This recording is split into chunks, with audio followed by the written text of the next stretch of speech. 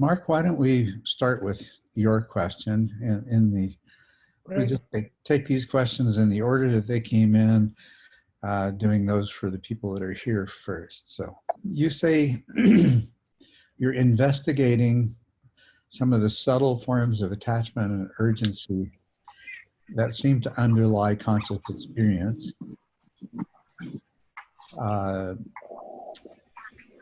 And you are experiencing fears arise related to losing control. It can be a feeling of tipping over into yet another unknown way of being, as these primordial urgencies are better understood and so transcended. And what advice would you offer for skillfully investigating those sorts of subtle attachments, or for gaining right relationship with the fear and anxiety that can arise around losing control? So, okay, that's what we're going to be talking about. Let's see.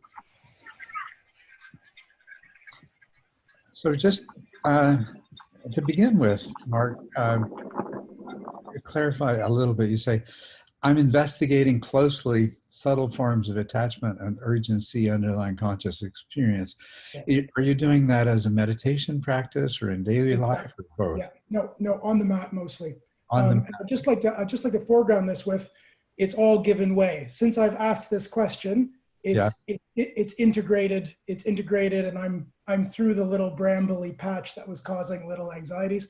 But I still thought it was a good question because these sorts of moments do come cyclically. So I think it's interesting anyway to see what you would say. When I'm talking about investigating these little attachments, I mean with the discursive mind and sensory minds pacified. Mm-hmm. And that's happening very, very fast now. I can more or less sit, and that becomes the state more or less immediately. Right. What remains of awareness, what used to feel smooth and stable, is actually made up of all sorts of micro moments. And each one of those micro moments, closely investigated, has a little sort of attachment urgency quality to it. So in the same way as I was able to cessate thoughts by observing what wasn't moving relative to the moving thoughts, mm-hmm. I seem to be able to do the same thing with sort of awareness itself. But if I focus on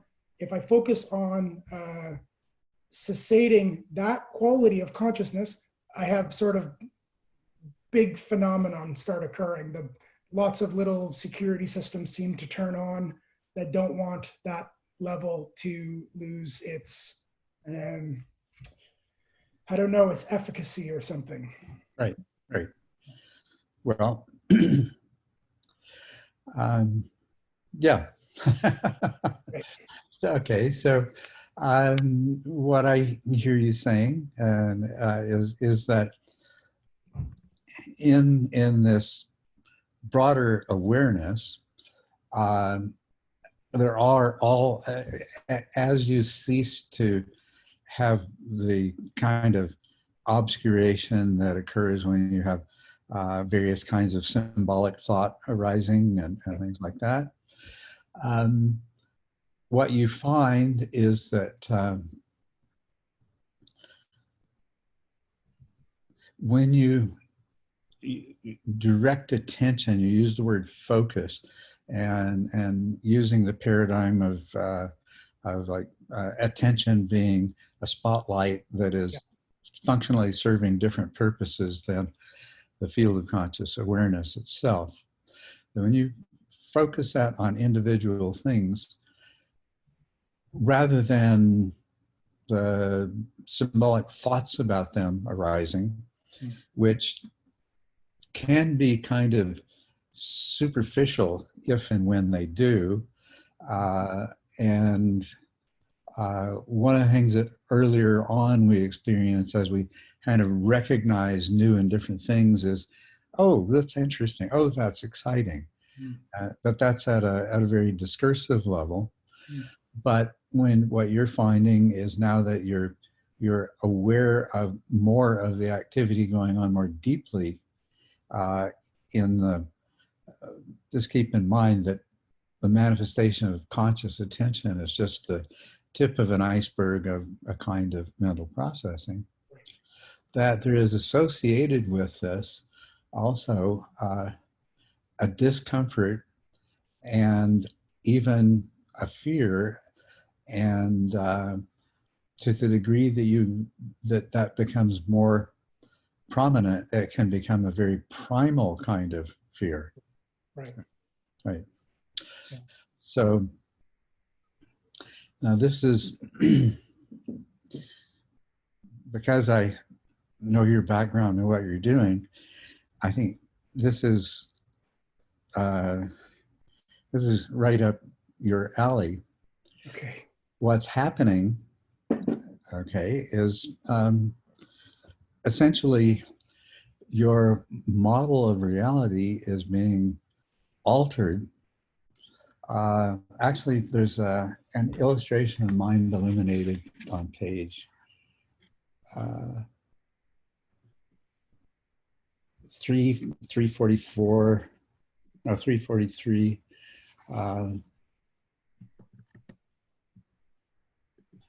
And elsewhere. Anyway, towards the latter part of the book, where I try to account for what's happening there diagrammatically or demonstrated. But yeah, of course, the most primal, the source of the most powerful primal fear is the fear of death, of destruction of the organism. And the function of the reality that our mind creates is, amongst other things, most fundamentally to ensure our survival, right? So the two are closely linked. Yeah. And everybody has had the experience in many little forms and sometimes in big forms where basically they discover that things are not the way they thought they were. Yeah. And this is always a deeply disturbing experience. You know, it's, I mean, even as simple as you're in an empty house at night and it sounds like there's someone in the next room. Yeah. You don't expect that. Yeah. It triggers that kind of primal fear. But that extends to all kinds of things. When attention goes to the shifting and changing and developing overlapping multiple models that essentially constitute what the brain is doing when it's generating the contents of awareness, it begins to see that this part of your mind has taken aspects of that model, simplified them into something that it can work with and manipulate, and now it's seeing flaws in that. Yeah. And that, that your life depends on having an accurate model. So the accuracies of that trigger a fear that's not dissimilar to that of death. Exactly. And that's exactly the same. That's exactly what's being talked about in the progress of insight, where insight begins to develop very strongly, and there is the knowledges of fear and dispassion and so forth. Yeah. So that's what you're getting in touch with. Yeah. And to the degree that we are attention dominated, what's going to be providing a kind of feedback to the emotional brain? Well, we know this anyway. A thought gives rise to an emotion. The emotion reinforces that particular category of thought process, and we get this feedback cycle going. So that's something that while we're attention dominant, is that kind of mechanism is happening all the time to greater and lesser degrees, and it counts for our emotional shifts and things like that. In meditation, you're going to notice those shifts as well, and if you focus on them, they're going to become even more pronounced and more obvious.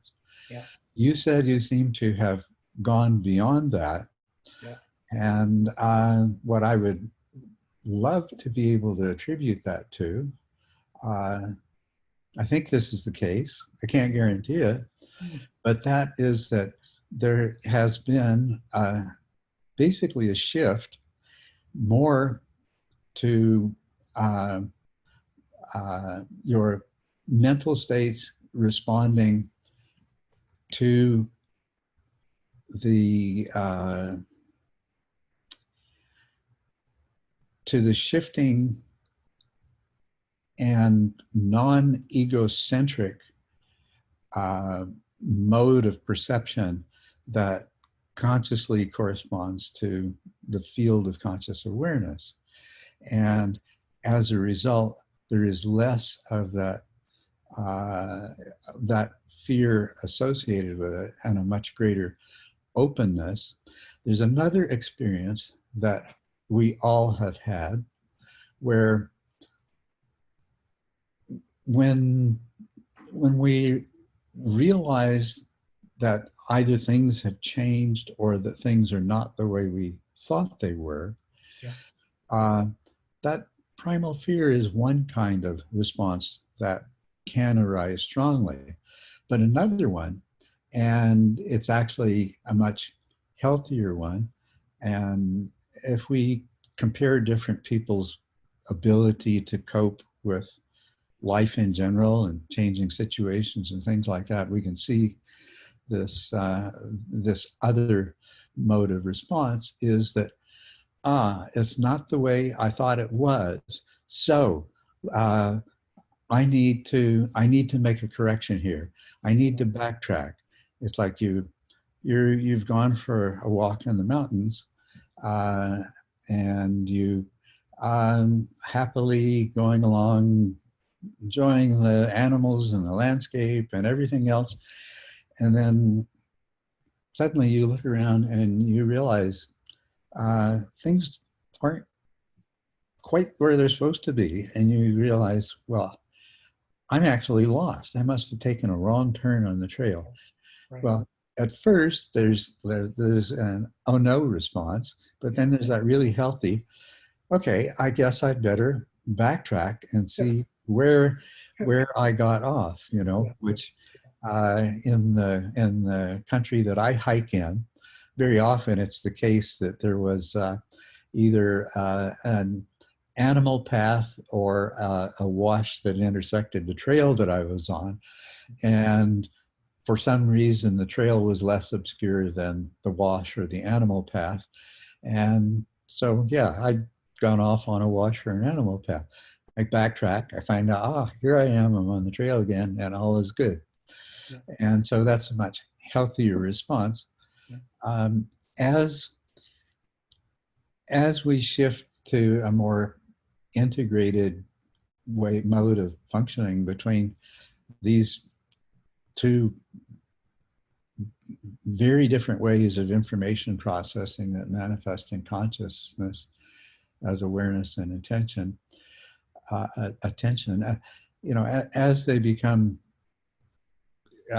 less out of balance, then we're going to experience a much healthier response to that as, okay, it's not that way, so let me find out how it is. Yeah. Oh, I'm in the wrong spot. Yeah. Let me backtrack till I find the trail.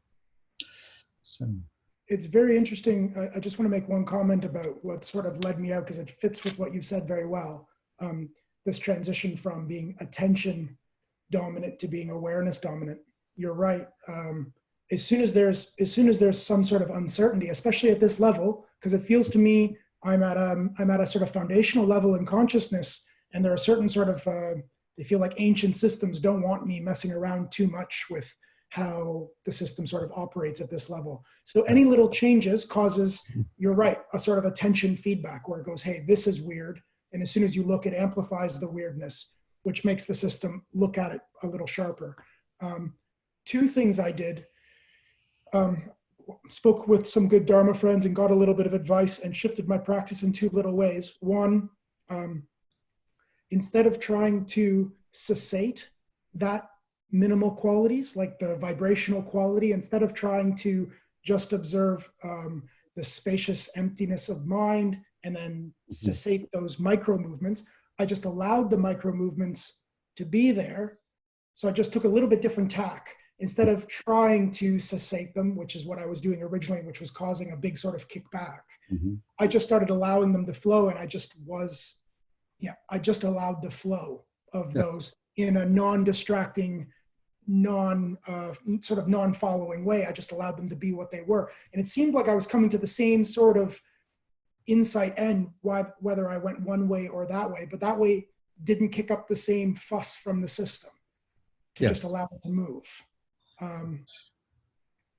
So that was one thing. And the other thing I did was I started doing loving kindness radiating practices, sort of boundless awareness, loving kindness practices. And I can just imagine that what I was doing there was I was just turning on a more awareness centric style. And I was keeping that through the day. Right. And then eventually the sort of the caustic parts that were, I suppose, being generated from attentional feedback, they seem to have they've just been smoothed out. And so focusing on the flow rather than on the emptiness. And sometimes the flow goes into emptiness, and that's fine, but I'm not trying to force it into an emptiness. I'm just allowing it to be what it is. And sort of ongoing radiating loving kindness. And the result, as soon as it's smoothed out, is I don't know what to say, what I'm having, but I'm having little blossoming moments in the day where I'm feeling happiness. I'm feeling a quality of happiness I've never felt. And all of the other happiness I've ever had in my life doesn't compare. It's not lasting long. It's 2 or 3 minute flows, but when it flows, there's just the occurrence of life, and I can feel myself as just a part of the occurrence of life. And the happiness that's arising from that is, well, it makes everything else I thought was happiness in this life look like nothing, like something else, like not even the same ballpark. Yes. You're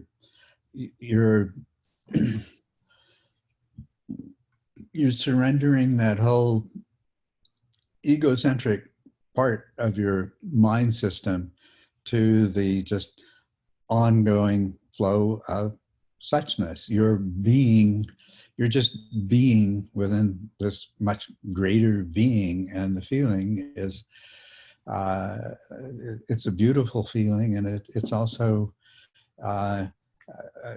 really become increasingly characterized by a sense of awe as you begin to recognize just that you're merging with, coming face to face with, and then merging with something that is so much incredibly greater than the petty little self-centered world that we live in typically. Yes, right. Can I just one last point of clarification, Culadasa? Is there anything to say specifically about, so discursive and sensory minds are pacified. You're able to experience what the mind is like with a lot of that crass data pacified. And now there's leftover vibrational waves that basically, in my experience, constitute awareness. Just consciousness itself is made up of just sort of vibrational individual pieces. Is there something to be said for how to practice there relative to in observing the space in which those things arise and trying to cessate them the same way as you cessated everything along the way, or just allowing them to flow and they cessate on their own? I don't know. This is a sort of new territory for me, but is there anything specific to be said here, or do they have different, maybe they show up in different ways at different times, or? Well, Initially, in my experience, there's showing up in different ways at different times. Right. But there's still quite obviously an extremely important function being performed by the mental processing that gives rise to attention and things like that. Yeah. And living in the world in particular, you need to be able to step into that world of mind generated appearances and allow that part of your mind to I mean, you really can't function in the world without doing that. You haven't at any point stopped doing that except for short periods of time, because I mean, you can do that while you're sitting on the cushion. You can do that in retreat. You can do that sometimes during your daily life. But then ultimately, you've got to come back into the world of appearances, and you've got to start functioning as a discrete individual within that whole milieu. Yeah. What I'm discovering and what I'm hoping to speak a lot more about, and one of the books that I'm working on is ultimately there needs to be an integration so that, and I used the word integration before between attention and awareness, but this integration is an ongoing process, and it keeps applying at deeper and deeper levels. Yeah. Ultimately, what you need to do is to integrate that experience of just being part of the unfolding of suchness, yeah, with also functioning in the world, but not in a sort of switching back and forth kind of mode, but the merging of them into a single ultimate reality. And this, I found, I gained a deeper understanding of the Yogacharan. Part of the Yogacharan philosophy involves the three natures. I don't know whether any of you listeners are familiar with that. Some of you are, yeah. So there's the illusory nature, and that is not ultimately real. There is the apparent nature, which is ultimately real. And of course, there is the ultimate nature. Now, so what we're talking about here is leaving behind the illusory nature. We no longer believe the fantasies our mind creates in order to operate. Right. For Nathan, we're no longer believing in Donald Hoffman's interface as being real. Right. But what we do have to realize is that what underlies the illusory nature is this apparent nature. In other words, the only way our human mind functions is to do this, is to create this world of appearances. It doesn't have to believe in it. It can know that it's doing that. And it can also see that this is not something in any way apart from the ultimate nature of suchness, but rather it is an inherent aspect of, it is intrinsic to. Yep. And that's ultimately where this needs to go. Right. So cessations at that level, they're valuable, not insofar as you can maintain the cessation, because a cessation at that level can't be maintained. Right. Because that would be to turn off a big part of what conscious experience is all about. But the benefit of doing that temporarily is that it invokes insight for the rest of the systems to see that the thing that we took to be static and stable and ground is in fact fluid and dynamic and changing, sort of like everything else. But then that's the value of it, is to sort of sip at that, so that the rest of the subminds learn, well, that's not stable either. Is that right? Does that sound right? Yes. Yeah. Right. Yes.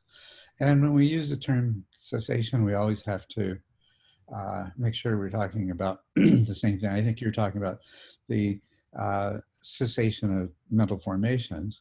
Right. And Right. I compare that to the rebooting of the computer in a Right. sense, Right. or maybe when you do an upgrade where all of the new files are written, but then you have to turn the computer off and turn it back on again, so that the modified operating system or app or whatever it happens to be then functions from this new perspective. That's fascinating. So then cessating those qualities of mind would be synonymous with sort of what recent research is thinking about psilocybin in terms of pathology, is that it bumps the neurodynamics out from sort of rather rigid pathological small loops and lets it be fluid and dynamic again. You could imagine you're doing that actively. You're dropping back down to base. You're temporarily shutting down certain layers of mind, and then when it turns back on again, it might have regained its pliability, its flexibility.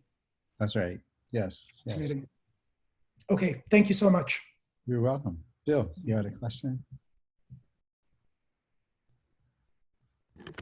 I have a question with regard to, it sounded like there was the use of cessating as a transitive verb, like you're trying to stop something.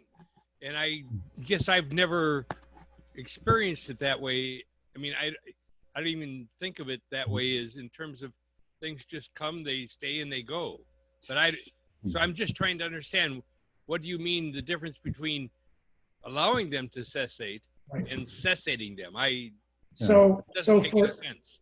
It's a great point. It's right where I am as well. But I'll give you an example. So when I was learning to pacify the sensory minds, one of the pointing outs that Culadasa gives in the book was something that worked for me very well, which was pay attention to all the changing occurrences that are happening in the physiological sensory realm, and then look for the quiet or still quality of mind that isn't changing. And by sort of investigating and being mindful of the changing nature of the physical sensations, and being aware that awareness itself wasn't changing, isn't adjusting like all the physical data is, I have a sense where I can simply attend to awareness itself, and I can just become disinterested in the changing phenomenon of the physical data.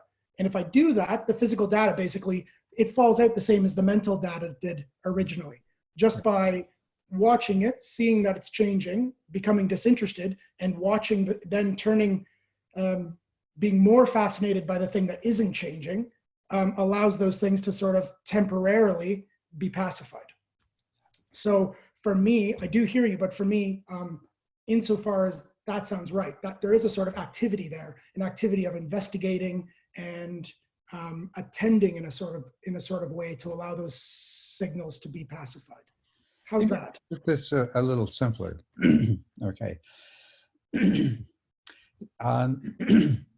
Yes, cessating applies some kind of agent action, something like that, that does the cessating. And that's, you can use the word cessating comfortably from a different perspective. Once you've realized that there really is no agent, it's just, this is what the mind system is doing.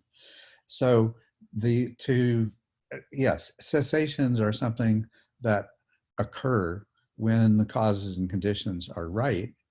And really what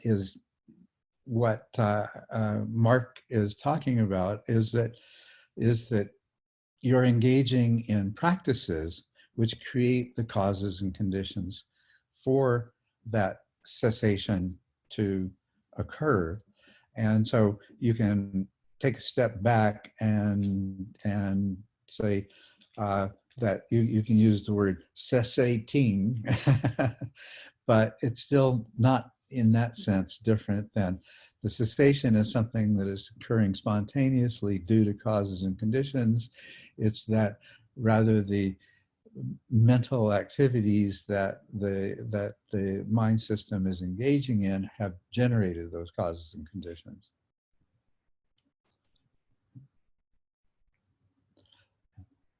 But you're right that to speak to most people and use the word cessating would be interpreted as, oh, this is something that I can learn to do, perhaps even on demand. Although there is the experience of, I can pay attention. So in awareness, I can highlight and emphasize the changing data, right, or the space of the mind which is non-changing, and non-similar to the data. And I can foreground or background. There is a foregrounding or background of those two styles of engaging in formal practice. So there does seem to be, an adjustment. Let me just add one thing to that. Your mind system is doing those things. Sure. There's part of your mind that's telling the story and throwing in the I. Right. You know, it's sort of like watching the clouds and the weather and throwing in, throwing in some weather god who's running the show. Yeah. So Kay, you're with us, and your question was the first time. Wait. Oh, sorry. Hello, Culadasa. Hello, everybody. How are you? Nice to see you again. Actually, if I can interrupt you, because since I wrote that question, the first two I've actually already answered myself, so they're not really, which is usually the case. But I do have a question, the third one I asked, that I've asked, and I have a second part to it. So do you mind if I ask the question? No, that would be wonderful. Yes. Okay, thank you. Thank you so much. So I tend to go into the jhanic states quite easily. I'm one of those people that just became natural to me. But what happens when I'm in a jhanic state, this has been happening over the past month, and it's pretty regular. These waves, and I know people have spoken about the energy waves and this and that, but I've asked this question on a couple of, I've asked it on Reddit in another place, and I never got a clear idea. And somebody told me on Reddit that you have had this experience, and of course you would know how to answer it. So it's a two-part question. One is these waves. Okay, first they started below my buttocks, as if they were in my cushion, and on top over my head. Okay, and then of course they went up the spine in a very beautiful way like this. And recently, and this has been happening with every one of my sits, I feel these waves not just below me, above me, and inside of me, but they're around me. They're outside of my body, as if I were floating inside of a very warm sea, or on top of the sea. So I can feel these very strongly. It's kind of nice, to be quite honest with you. Now, that's one thing, and it's not the PT swaying, because I know what that feels like. I went through that. It's not that. It's something completely different. And like I said, it's inside and out. It's very clearly also, I can feel it outside of my body if it's coming this way, and below me like this, okay? So that's the first part. If you know what this is and any thoughts on it, it feels quite nice.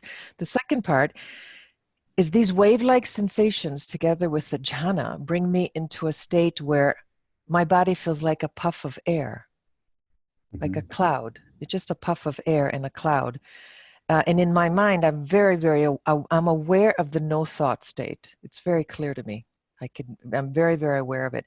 And then I have this sensation as if this cloud-like state, if I can put it that way, is leading me into a very deeper state.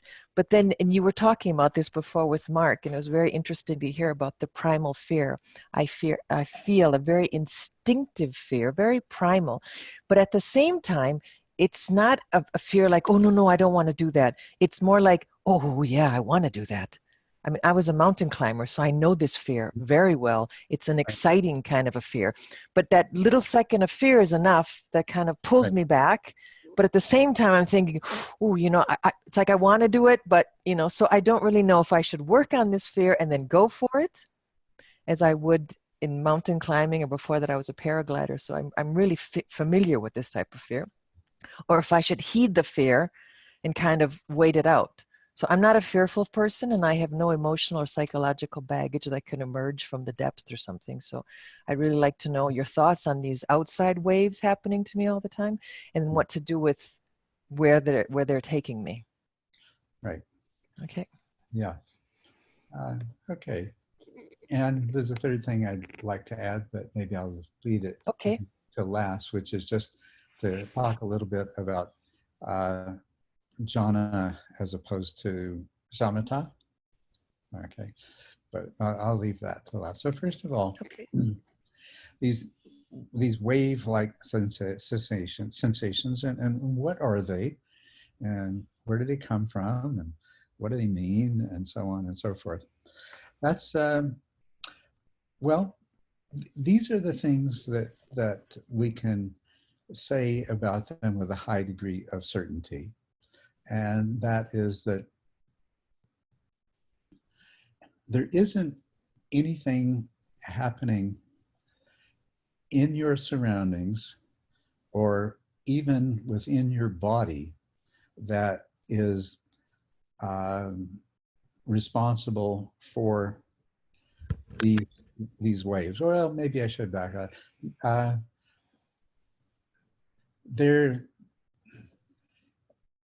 There are billions of bits of sensory information coming into your brain in every second, and what you become conscious of is less than 100 of those.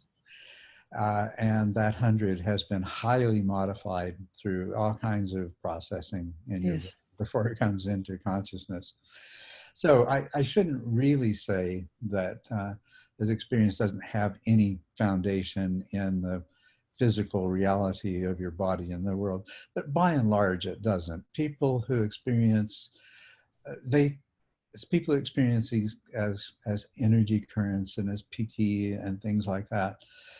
It becomes fairly obvious at some point that although this feels like it's happening in my body, it really isn't. It's my mind telling a story from information, and this is the story that it's telling.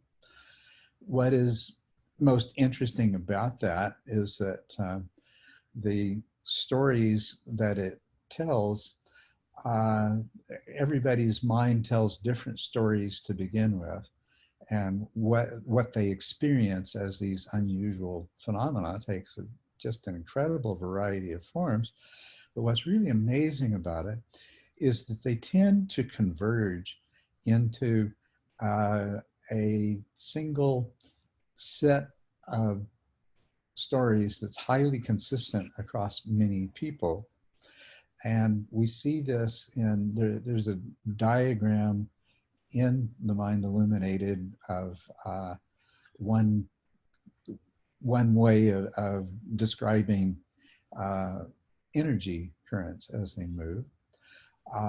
Likewise, there's the system of the chakras. There's the system that's provided by Taoism and Qigong and Tai Chi and things like this.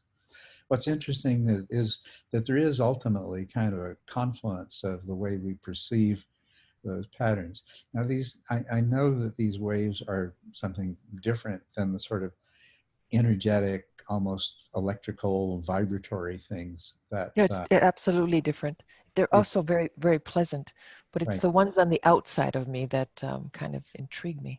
Well, anyway, what the point I want to get to is that they're the same. They're all the same in that what it is what you're consciously experiencing is what the rest of your mind is making out of whatever the elements are of your experience.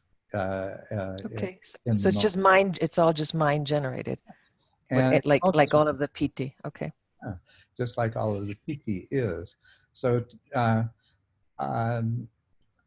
there's not a lot to be gained by looking for some deeper significance in that. I usually ignore them, actually. I try not to pay too much attention. It's like, okay, they're there, but I thought, well, this is kind of weird, especially when it's underneath inside of my cushion, it feels like. Yeah, just let it be there. And Okay. if it if it if it feels good, enjoy it. If it becomes uncomfortable, just let it be uncomfortable. Yeah. Right. And just it helps enormously just knowing that, well, this is something, some kind of change is taking place in my mind for sure. That's for sure. And I, I personally am totally convinced that there is absolutely no mental phenomenon that doesn't have a neurological correlate. And so that this experience you're having, the what it's ultimately deriving from are changes that are taking place in your brain that are the result of which is going to be the goal of this whole path. Of course. Okay. Yeah. And so that's how you consciously and sensorially experience these changes that are taking place as your brain rewires itself. So think of it that way, and then it takes on a whole different perspective. And yeah.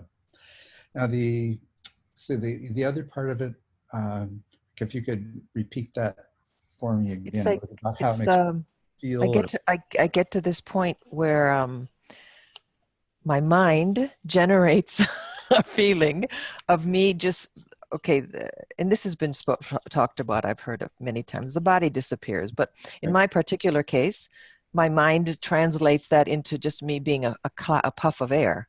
yes. I mean, I really feel like just a puff of air, like a cloud. My entire body becomes just light like a cloud. And then, of course, the other things that happen, which I read about, the floating, I do that all the time. The floating, I feel like I'm levitating on all of those kinds of interesting things. But it's this cloud thing, and it's almost like this puff of air, and I feel like I'm about to dissolve into something, or it's going someplace. But then that this moment of that primal fear comes and stops me. A fear of, oh, this is, then the second later, it's like, oh, that's so exciting, I want to do it. But it's too late because the fear has already stopped me.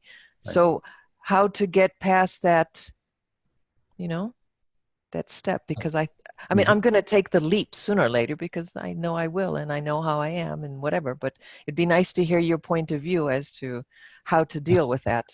Well, of course you're going to take the leap. Of course. That leap that's the whole reason you've been. And that's what I'm doing this for the you. whole time, right? Yeah. So that's why I'm not a fearful person, but that fear comes so unexpectedly, like not, you walk, like you mentioned before speaking with Mark, this primal fear. It's like, whoa, what is that? Right. And then it's just too late. And then I can't get back to that state again. And that's okay. I continue with my Right. meditation. That's fine. But yeah. Well, your mind's metaphor that it's creating of a puff of air in a cloud is actually, it's a really good one. I like that. What it is trying to represent is the realization that what is experienced as you is just a confluence, a nexus of intersection of various causes and conditions that are various processes which are continuously unfolding and changing. And from a physical point of view, that's what a puff of air in cloud is. It's just, there happens to be a convergence of causes and conditions, and that happens. And that's what we are. And there is some aspects that change more slowly than others. And so we have this continuity, but at the same time, we're never the same from one instant to the next. So it's a good metaphor for that. The fear, of course, is, in the evolution of the mind-brain, at some point, a nervous system becomes complex enough that in order for it to function, it needs to generate a kind of self-concept. Now that has its origins even further back with, well, the first cells just consisted of a membrane, and the composition of the inside of that membrane was different than the composition of the primordial sea that they were in. For a very primitive living organism the complexity of its nervous system is essentially at the level of our brainstem, there are a variety of nuclei that regulate body temperature, blood pressure, blood gas levels, blood pH levels, nutrient levels, time to eat or not, all of these different things to maintain internal homeostasis and also to obtain food, water, other things like that. And those are all just like simple, almost thermostatic mechanisms, but eventually they give, of necessity, as the mind develops and as the brain develops, they give rise to this feeling of being a separate entity. Right. And yeah, and so then the purpose that is serving is the preservation of that separate entity, and of course not just the preservation, but also the reproduction of that entity, because this is what molecules do when they come together and eventually they find a conformation like DNA. And we're just the vehicles for that DNA perpetuating itself, right? Right. So one of the first things that a sentient being experience as part of their sentience is the sense of being a separate entity, and then it's the rest of its mental activities which guide its physical activities are all oriented around the preservation and reproduction of that self.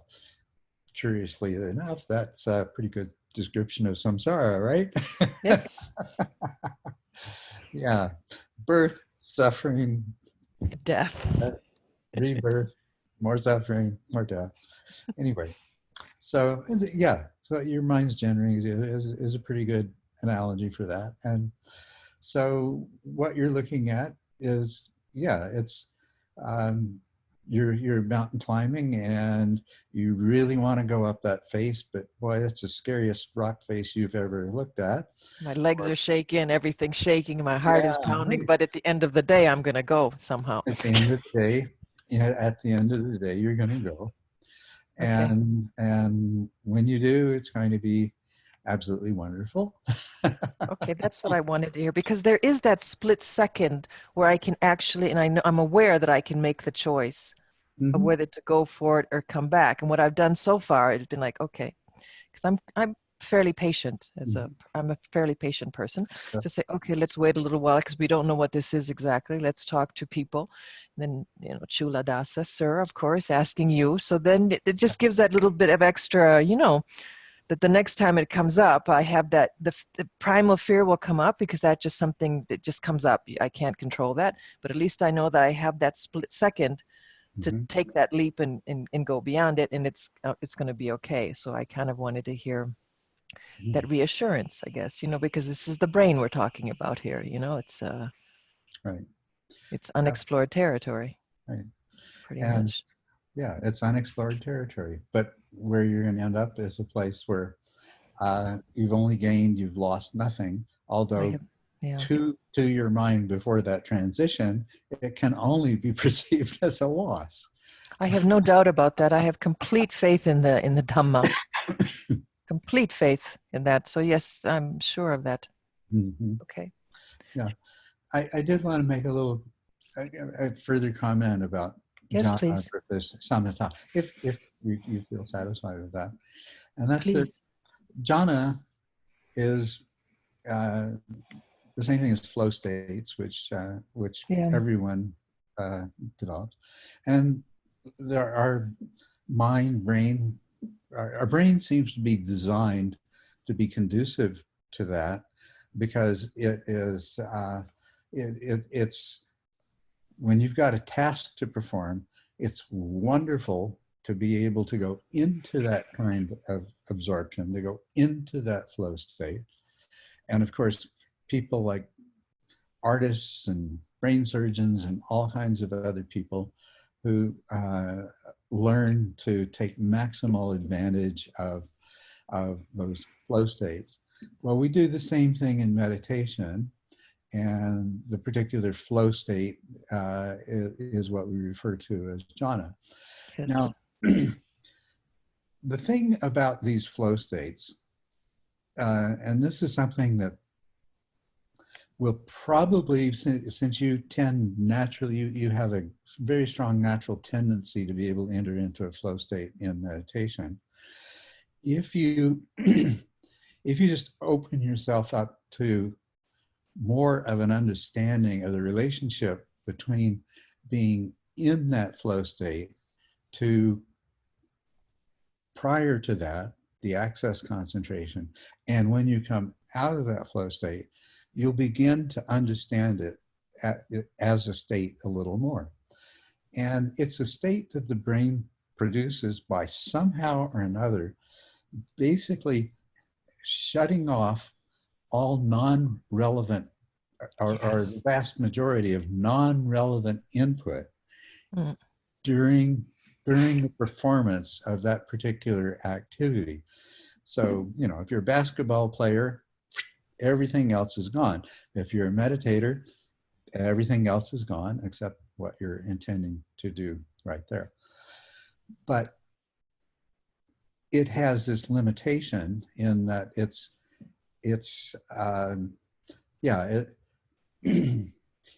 achieved, to use the language that I use in the Mind Illuminated, which I think is exactly the language that is inferred in the term samadhi and things like that. You're creating a small part of your mind that is completely unified by excluding all of the parts that are not participating in that unification. Now, the advantage of having all of the same characteristics and capacities present, but without it being the result of that filter dropping down, that barrier dropping down that isolates part of your mind, but rather being produced by unification of a progressively greater part of the mind system.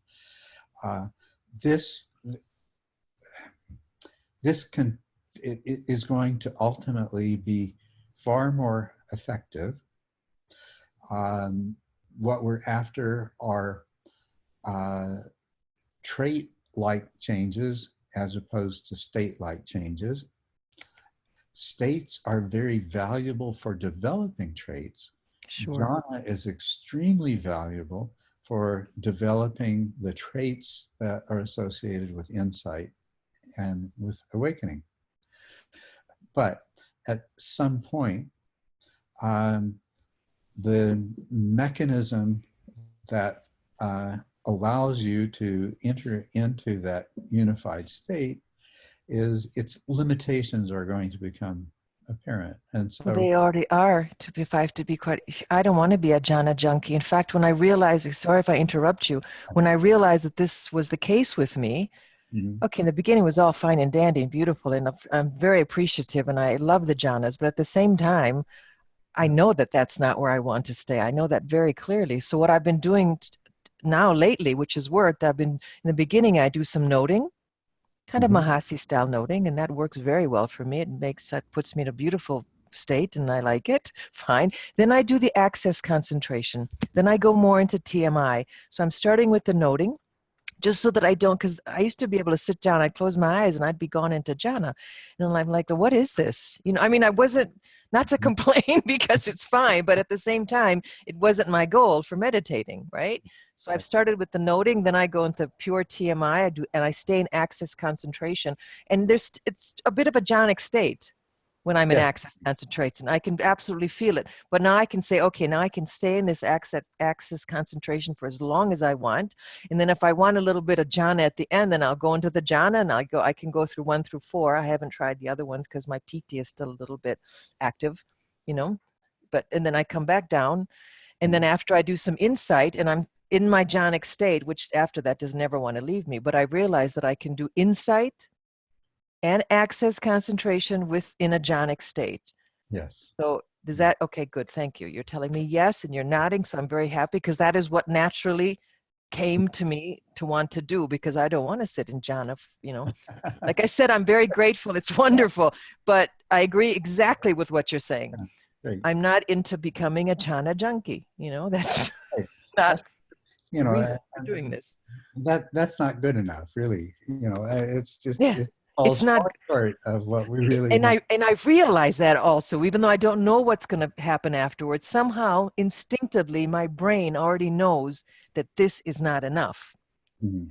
Yeah. So yeah, which is why I come to you and I ask you for advice and help, and I really, really appreciate it. So thank you so much. You've answered my questions thoroughly. So thank you. I appreciate it. Well, wonderful, and you are most welcome. All right. Let's see. I don't see Eva is here. Tom Sawyer's here.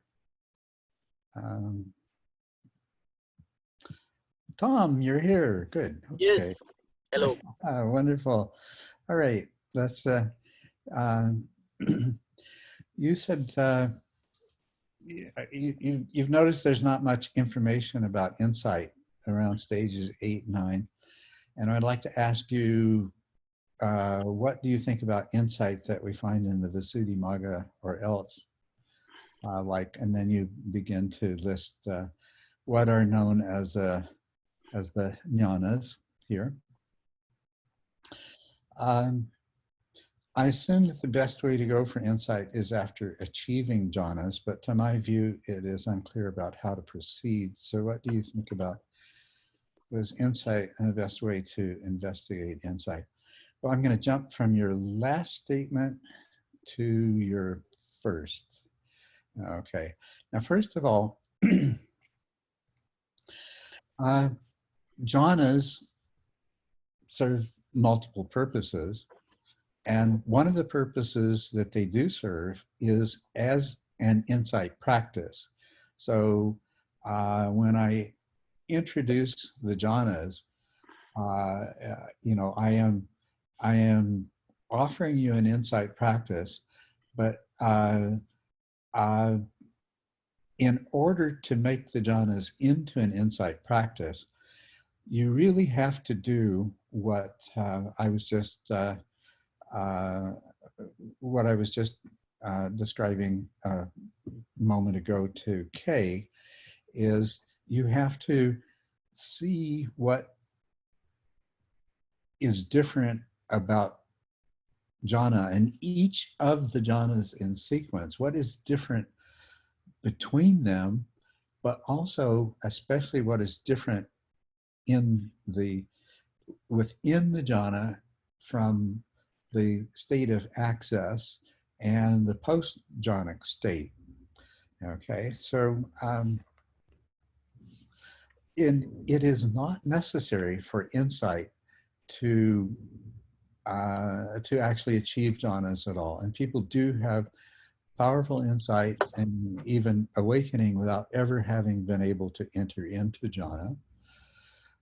One thing that happens, though, is especially with the first stage of insight, stream entry, the mind has achieved a level of unification around the insights themselves that somebody who could never quite make it into jhana before suddenly finds that they can do this fairly easily.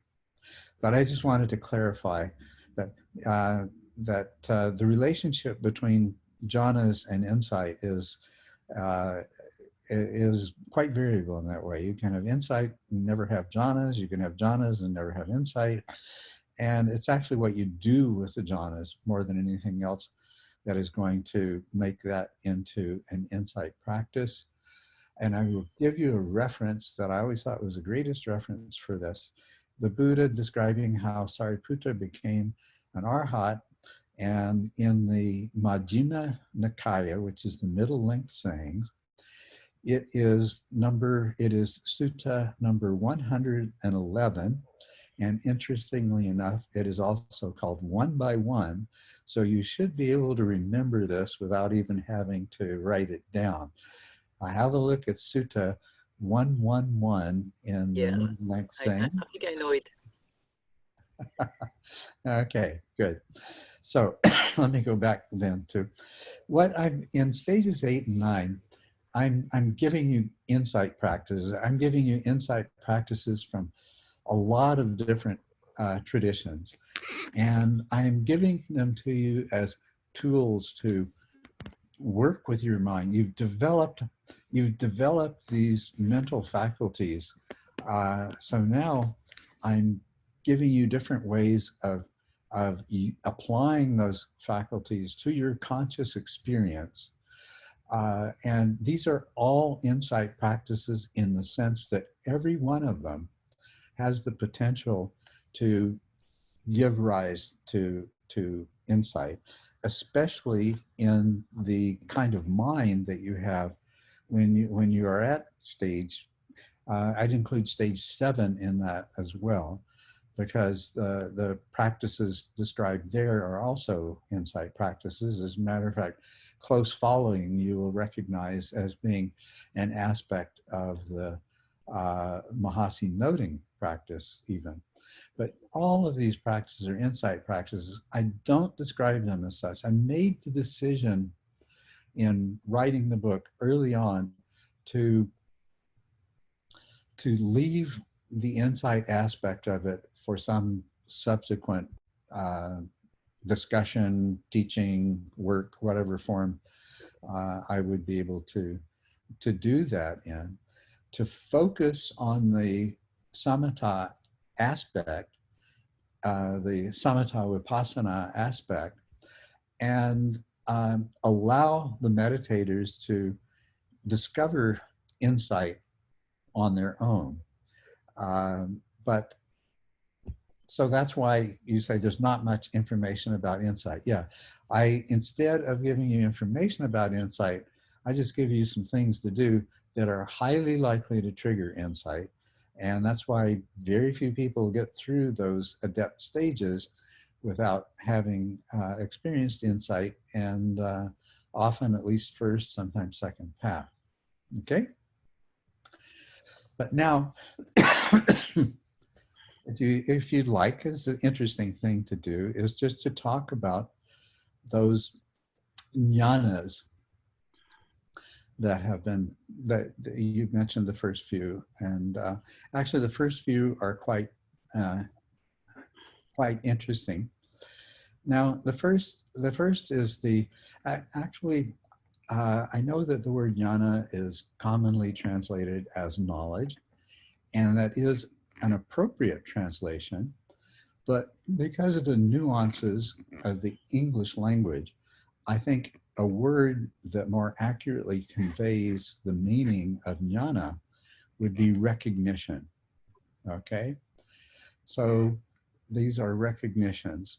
Now, in terms of the mind illuminated, we don't wait for somebody to discover that all objects of consciousness are either nama, mental objects, or rupa, material objects. This is something that I think, now it's really hard to guess how different the thought processes, the mentation of people might have been 2,500 years ago. How we know in some ways that they're different.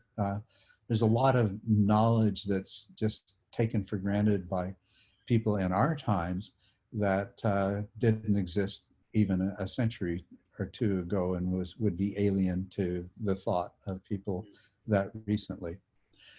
But there's no necessity for somebody to be to just practice until they recognize that everything I'm conscious of falls into one of these two categories, and that indeed the experience of being conscious of an object, whether it's a mental object or a sensation.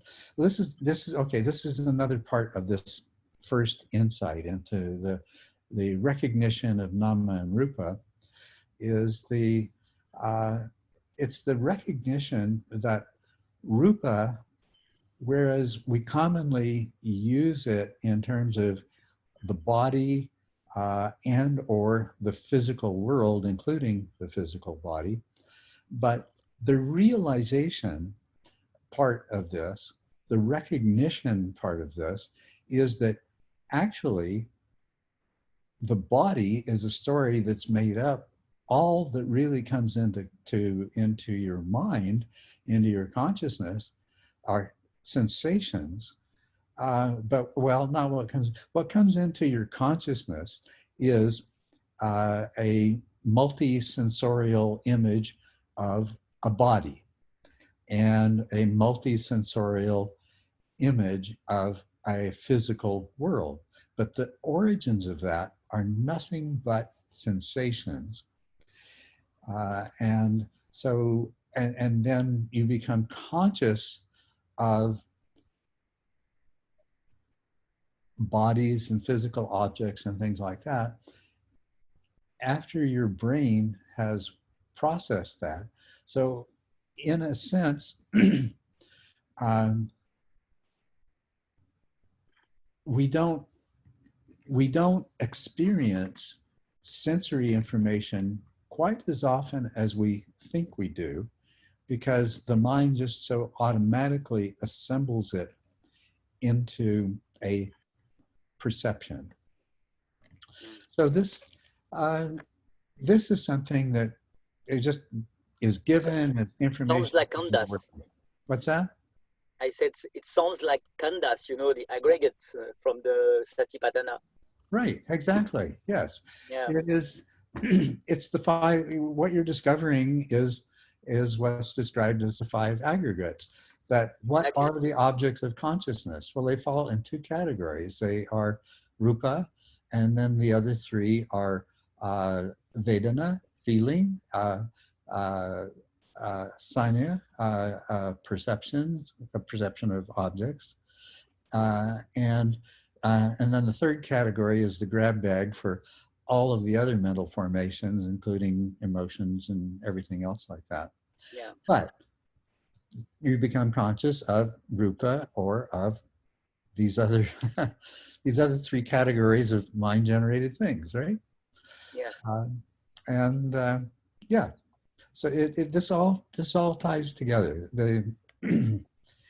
Of course it does. Yeah, it's the skandhas. It's the five aggregates. It's. Can I say something just about it's very funny what you say, because I just come from actually it ended today a meditation retreat, and this is one of those Goenka retreats, and well, I actually practice more jhanas when I'm in those retreats. But anyway, I was really focused on Kandas on these retreats, because what I've noticed is when I was going through jhanas, and it was really with all those meditation hours, you can really build strong jhanas, because they are not that strong sometimes. You know, you can, I call it, you load the jhana. Sometimes you can load them really strongly.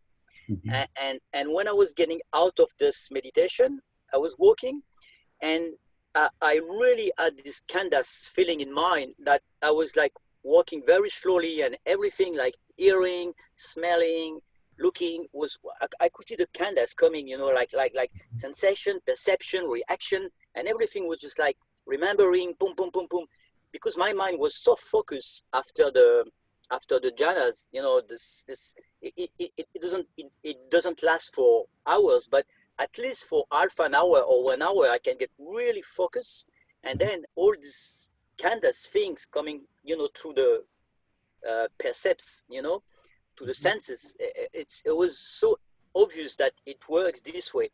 So it's strange because we know we are talking a little bit about khandhas, and I really was focused on khandhas on my last meditation as an insight actually. Right. Oh, wonderful. That's wonderful. That's very good. Yes. So that's what that is a further elaboration of this recognition of the nature of conscious experience and the contents of conscious experience. And an important aspect of this is just the realization that, and this tends to develop a little later on, and what you'll find if you look at the mind illuminated is that I'm obliquely referring to this on many occasions, that consciousness is arising. In other words, I describe it as the unconscious mind projects something into consciousness. Yeah. And so, yeah, so there is, you consciousness arises together with its object, and it passes away together with its object. In Mahasi's description, he focuses more on the sensory, the response of consciousness to sensory phenomena. Now, in that case, the sensation arises and it becomes the object of consciousness. Actually, it becomes the object of attention primarily. And as you are focusing on it, you will see that it passes away, it disintegrates, it evaporates, and that aspect of consciousness, attention, disappears as it actually evaporates too, right along with the evaporation of the sensory experience of the moment. Well, of course, how would you be conscious of consciousness evaporating? Well, it's because we have two systems operating. You can become aware of your attention to a particular object evaporating. So an important thing that underlies this particular formulation of the jnanas or knowledges is this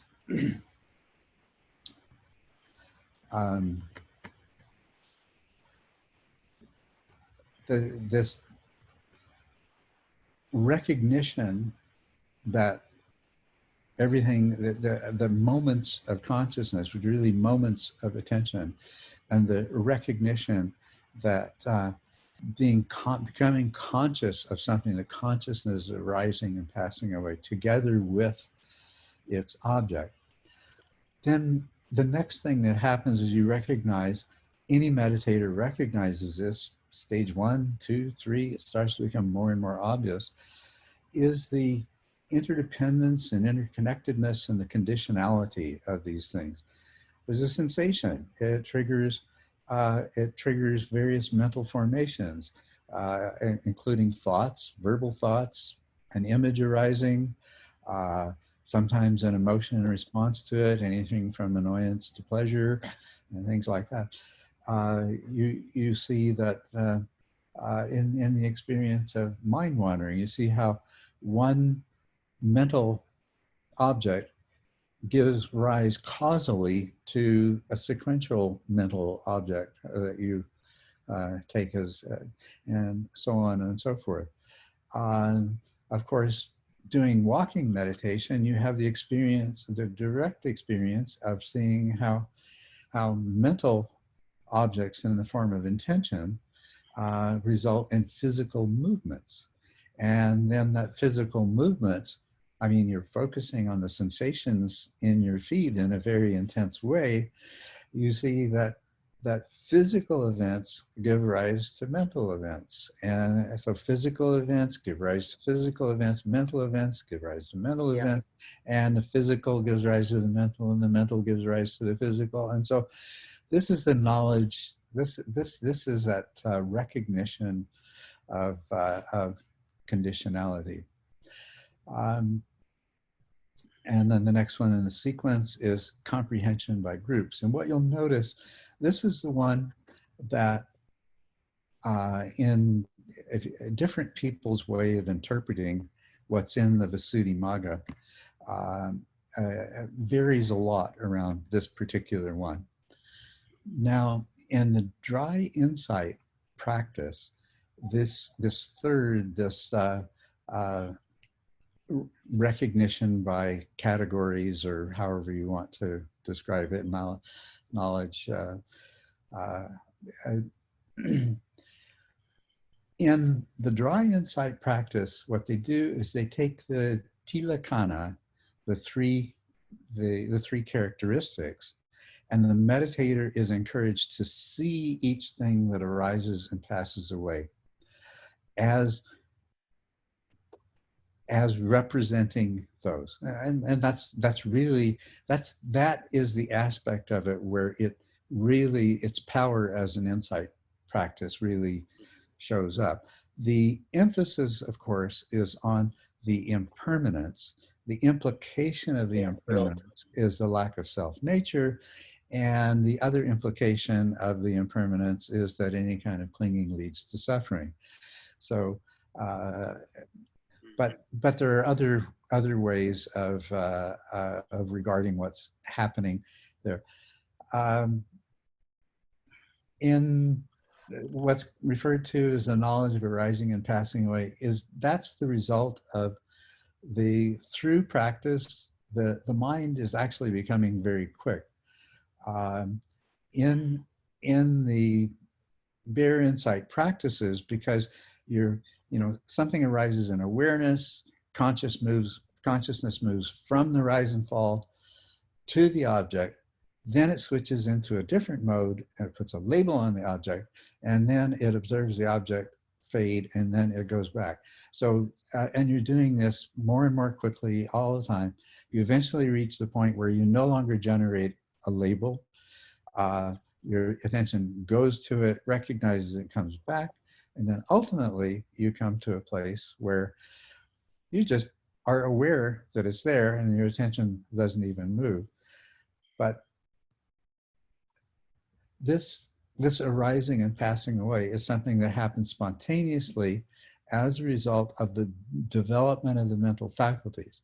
By the time we get to stage 6, we have really developed our faculties of attention in the form of stability attention and vipassana, and our faculty of awareness in terms of sati and sati sampajana, right? So it's only natural that we spontaneously have, for TMI meditators who are not doing that kind of practice at all, the same phenomena of seeing the sensations of breath just become individual sensations arising and passing away, arising and passing away. Yeah. Now, the point of divergence here is that everything in Mahasi, and not quite to the same degree in the Visuddhimagga from which it derives, but everything in Mahasi is geared towards producing that insight into impermanence as the gateway insight. In TMI, when we reach that point, and I began to introduce insight practices in stage 7 and onwards, those insight practices can trigger other insights as gateway insights. So that's where they diverge. If you are doing a practice that is directing you all the way towards having a recognition of impermanence, leading to a recognition that there is only process, then that's the insight that you're going to have. The trajectory that I'm putting you on is one where I'm not priming you for any one, but I'm giving you an opportunity to recognize any one of these insights. And that's because there's a lot that, people are different, and with this approach, you're actually more likely to have some inkling of more different insights. And so they collectively, you know what, I list 5 insights. There's the 3 characteristics, and then I add to interconnectedness and emptiness. And this is a way of deconstructing a singular shift in perception, because each one of these by itself is just an aspect of that shift. And so by giving you multiple insight practices which tend towards different insights, they are going to have an effect. They are going to have an imprint. And so you're actually going to be on the way to a more integrated insight perception than if we just zeroed in. There's also practices in the Tibetan system, zero in on emptiness, you know, just as the bare insight zeroes in on impermanence. So that's how we can kind of track and compare these different descriptive systems. Yeah. One of the things I'd like to point out to you, just one last thing, and then I'm sorry to interrupt you, but keep in mind that this is all post Tipitaka, post the earliest reference to insight occurring in stages is in the Patisambhidamagga, and that recognizes 5 stages inherent in which we can recognize some of the stages that were subsequently elucidated. But the series of jnanas, and they kind of vary in their number and their description, especially things like 3rd, and then also the dukkha jnanas, and the ones immediately preceding path and fruition knowledge. There are variations in different systems. I just wanted to point out those are all post-canonical. Those are all in the commentarial period. So please, I'm sorry I interrupted you. And no, I just, you know, it was a question about those insight, but I try to follow this kind of insight, but it's, I mean, I don't really feel this kind of tradition. I don't know how to call it, because I feel it's really straight-minded, that you follow, you know, like you engage your mind in one way of seeing, or this number 1, number 2. I really try to see, but my own experience show me that it doesn't work this way. And well, maybe it work for other, but I think it's more, okay, if you engage your mind in this way of seeing things, then you will find this kind of insight. But if you are more widely open, it's not that straight-minded, you know. So I'm not really inside those kind of insight. I much prefer to get through jhanas, have some kind of insight in jhanas, as you said, and after jhanas, I just use my mind, which is very clear, like a telescope, you know, or microscope, and see things more clearly, like the khandhas will appear to me because my mind is so focused, and then it's there is no those thoughts and anything coming inside. So I'm more on a more very much open way of saying things, you know, like then following a tradition. Do this 1, 2, 3, 4. It doesn't talk much for me. I mean, you know, just so. Of course, I prefer what you said about this, because it's more the way I see it through my own experience. That's what I wanted to say. Yeah, well, thank you, and thank you very much. And that is exactly what my experience was, and the conclusion that I came to was that these very narrow, very focused practices were, it seemed far preferable to have a broader scope and to allow the mind to just naturally discover more of the truth. And as time went by, and you know, I've done a variety of practices that were focused in that kind of narrow kind of way. as time went by too, I began to recognize, it was very interesting discovering how different the description of the dukkha jnanas is in Mahasi from what it is in the Visuddhimagga. You know, I don't know if you're familiar with that, but if you look at it, you'll find it really interesting. They're totally different. But these very narrow, and the Visuddhimagga was not talking about bare insight practice. It was just laying out a kind of map of how insight develops. And if you look at it, it says it is for those who have developed what his first two major categories of developed concentration, and as well as for people who are doing bare insight. And so what he's done is created something that is a little more general. What Mahasi did with that is to make it, it still exhibits a bit of narrowness in Buddhaghosa's description, but Mahasi makes it much more narrow than that. Mahasi also introduces a lot of priming in order to kind of lead the meditator to certain kinds of experiences. And in my observation, and I have to confess a lot of this went back to my experiments with psychoactive substances, but also in my observations of people in the world, including relatives who were prone to psychotic episodes, I was very aware that the mind can generate absolutely any experience that you can conceive of, and some that you can't conceive of, and they can seem as real or even more real than what we ordinarily experience as consensual reality. So that's always made me shy.